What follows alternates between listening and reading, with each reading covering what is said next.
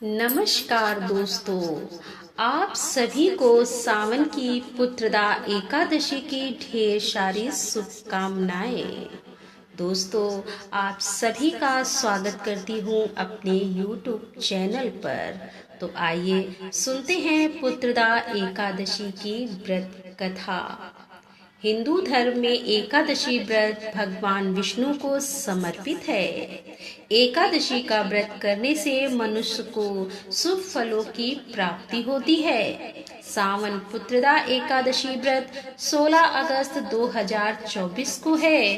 तो आइए सुनते हैं पुत्रदा एकादशी की व्रत कथा। एकादशियों के महात्म्य का आनंद लेते हुए धनुर्धर अर्जुन ने कहा कि हे प्रभु, ये कल्याणकारी और महापुण्यदायी कथाएं सुनकर मेरे आनंद की सीमा नहीं है और मेरी जिज्ञासा बढ़ती जा रही है। हे कमल नयन, अब आप मुझे श्रावण माह के शुक्ल पक्ष की एकादशी की कथा सुनाने की कृपा करें। इस एकादशी का क्या नाम है तथा इसके व्रत का क्या विधान है, इसमें किस देवता का पूजन किया जाता है और इसका व्रत करने से किस फल की प्राप्ति होती है। तब श्री कृष्ण ने कहा कि हे धनुर्धर, श्रावण माह के शुक्ल पक्ष की एकादशी की कथा के श्रवण मात्र से ही अनंत यज्ञ का फल प्राप्त होता है। हे पार्थ, द्वापर युग के आरंभ में ही महिष्मती नाम की एक नगरी थी। उस नगरी में महाजीत नाम का एक राजा राज्य करता था। वह पुत्रहीन था, इसीलिए वह सदा दुखी रहता था। उसे वह राज, सुख और वैभव सभी कुछ बड़ा ही कष्टदायक प्रतीत होता था, क्योंकि पुत्र के बिना मनुष्य को इस लोक और परलोक दोनों में सुख नहीं मिलता। राजा ने पुत्र प्राप्ति के बहुत उपाय किए, किंतु उसका हर उपाय निष्फल रहा। जैसे जैसे राजा महाजीत वृद्धावस्था की ओर बढ़ता जा रहा था, वैसे वैसे उसकी चिंता भी बढ़ती जा रही थी। एक दिन राजा ने अपनी सभा को संबोधित करके कहा कि ना तो मैंने अपने जीवन में कोई पाप किया है और ना ही अन्याय पूर्वक प्रजा से धन एकत्रित किया है, ना ही कभी प्रजा को कष्ट दिया है और ना कभी देवता और ब्राह्मणों का निरादर किया है।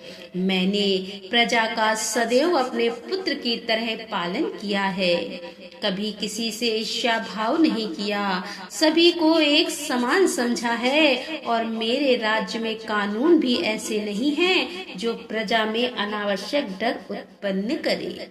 इस प्रकार धर्मयुक्त राज्य करने पर भी मैं इस समय अत्यंत कष्ट पा रहा हूँ। इसका क्या कारण है, मेरी समझ में कुछ नहीं आ रहा है। आप इस पर विचार करें कि इसका क्या कारण है और क्या इस जीवन में मैं इस कष्ट से मुक्त हो पाऊंगा। राजा के इस कष्ट के निवारण के लिए मंत्री आदि वन को गए और ताकि वहां जाकर किसी ऋषि मुनि को राजा का दुख बताकर कोई समाधान पा सके। वन में जाकर उन्होंने श्रेष्ठ ऋषि मुनियों के दर्शन किए। उस वन में वयोवृद्ध और धर्म के ज्ञाता महर्षि लोमस भी रहते थे। वे सभी जन महर्षि लोमस के पास गए। उन सब ने महर्षि लोमस को दंडवत प्रणाम किया और उनके सम्मुख बैठ गए।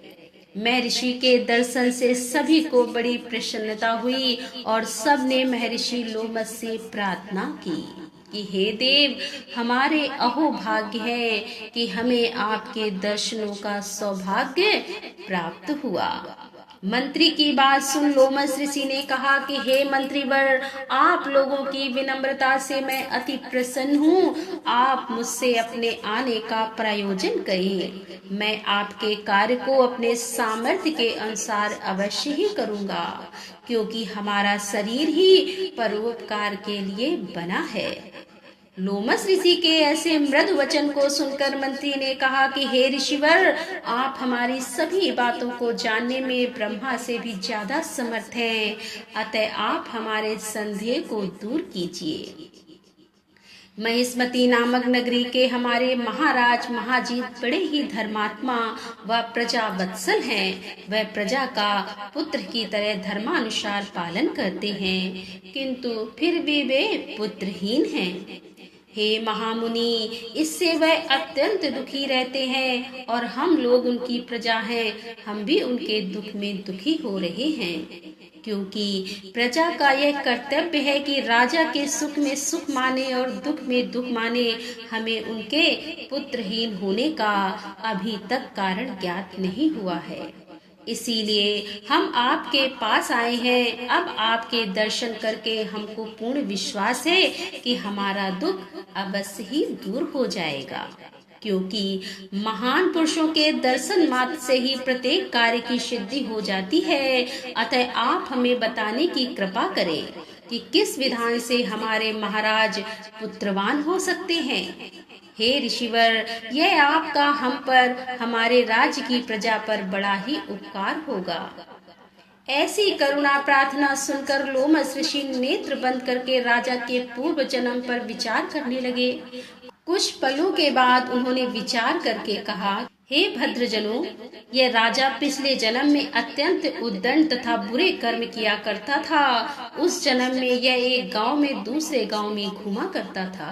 एक बार ज्येष्ठ माह के शुक्ल पक्ष की एकादशी के दिन की बात है कि यह 2 दिन से भूखा था। दोपहर के समय एक जलाशय पर जल पीने गया। उस स्थान पर उस समय एक गाय जल पी रही थी। राजा ने उसको प्यासी ही भगा दिया और स्वयं जल पीने लगा।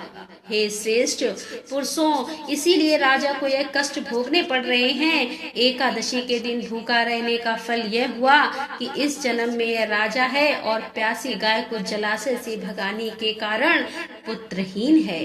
यह जान सभी सभासद प्रार्थना करने लगे, हे ऋषि, हे श्रेष्ठ, शास्त्रों में ऐसा लिखा है कि पुण्य से पाप नष्ट हो जाते हैं। अतः कृपा करके आप हमें कोई ऐसा उपाय बताइए जिससे हमारे राजा के पूर्व जन्म के पाप नष्ट हो जाएं और उन्हें पुत्र रत्न की प्राप्ति हो।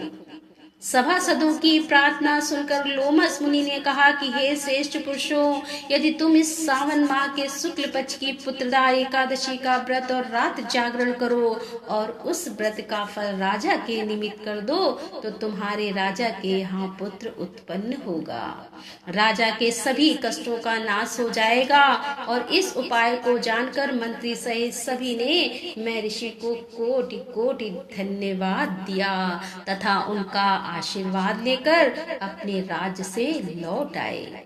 इसके बाद उन्होंने लोमस ऋषि की आज्ञा के अनुसार पुत्रदा एकादशी का विधान पूर्वक उपवास किया और द्वादशी को उसका फल राजा को दे दिया। इस पुण्य के प्रभाव से रानी ने गर्भ धारण किया और 9 माह के पश्चात एक अत्यंत तेजस्वी पुत्र को जन्म दिया। हे पांडव पुत्र, इसीलिए इस एकादशी का नाम पुत्रदा एकादशी पड़ा। पुत्र की इच्छा रखने वाले मनुष्य को विधान पूर्वक श्रावण माह के शुक्ल पक्ष की एकादशी का व्रत करना चाहिए। इस व्रत के प्रभाव से इस लोक में सुख और परलोक में स्वर्ग की प्राप्ति होती है। तो दोस्तों, कैसी लगी आज की ये कथा? आशा करती हूँ ये कथा आपको पसंद आई होगी। यदि कथा पसंद आई है तो वीडियो को लाइक कर दें, दोस्तों के साथ शेयर कर दें। और हमारे चैनल पर आप पहली बार आ रहे हैं और अभी तक आपने हमारे चैनल को सब्सक्राइब नहीं किया है तो कृपया हमारे चैनल को सब्सक्राइब कर लें। मिलते हैं अगले वीडियो के साथ, तब तक के लिए राधे राधे, जय श्री कृष्णा, हर हर महादेव, जय भोलेनाथ की।